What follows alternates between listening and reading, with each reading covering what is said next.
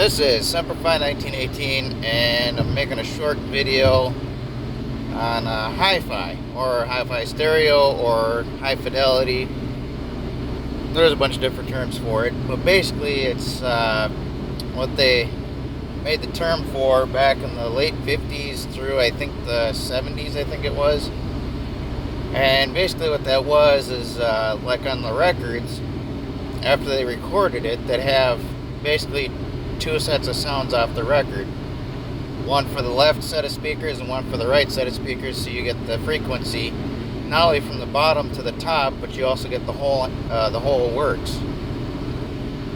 Now, the reason why that works with analog, and that's what the records were when they first got recorded and everything.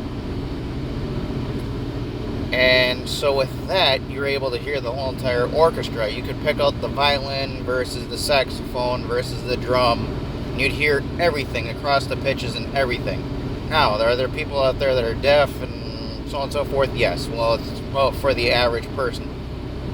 So when you think of it from that angle or that viewpoint, it's actually pretty cool. The second thing I want to say is you have what they have for now, the digital.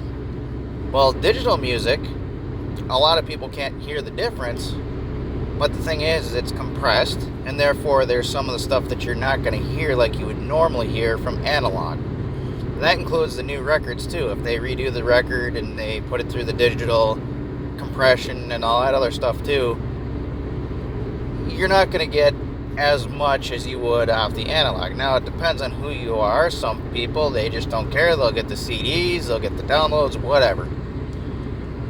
But me personally, I like the old school. It has more of a personal touch to it, and I enjoy it more than I do the newer stuff.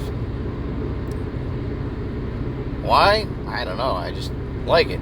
The other thing too is with the old cabinets and stuff, with the old school radios and speakers, well, it was set up that way to help you listen and get the most out of your music.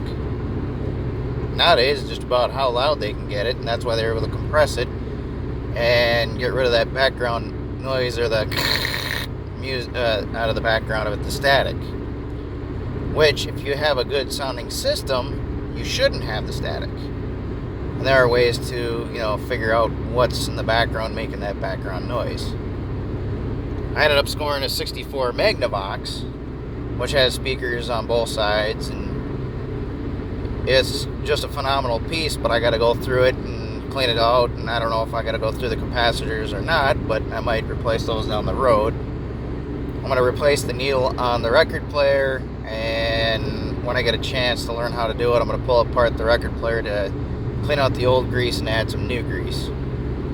But that'll be down the road. Because right now it works just fine. I just got to get a new needle for it and then test it out and see how it works. But yeah, all in all, and I ended up getting it for free, so that was pretty cool. I just had to wheel it down to my house from 3 blocks away. And when I mean by wheel it, I mean actually put it on some wheels and get it down to my house. Not like, straining my back either. But the point is some of these old pieces of furniture or whatever, they're starting to become valuable because people are starting to recognize and realize that, no, it's not garbage, it's not trash, it's actually not half bad. Oh, I remembered it being garbage. Well, no, it's not garbage.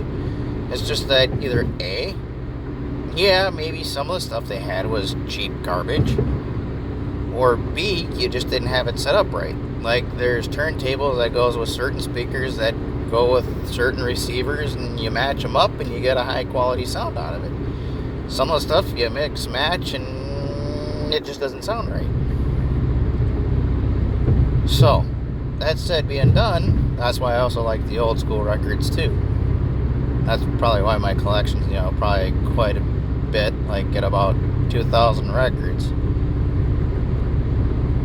So, there's a lot of records there that don't have sleeves and stuff like that, and I don't have the change to put them all in the sleeves right now, but if I had the money for the sleeves, then yes, I would be putting them all in the sleeves. And And as of right now, I'm going to use super tight, but that's beside the point. And I got other videos that's going to go about that stuff there through my journey. So, as it being a 5-minute video, well, to recap, hi-fi, definitely good, especially back in the day. It gets the whole broad spectrum from the low end to the high end for the decibels for the hearing, and you're able to hear pretty much everything, and it's not compressed like the modern music of today.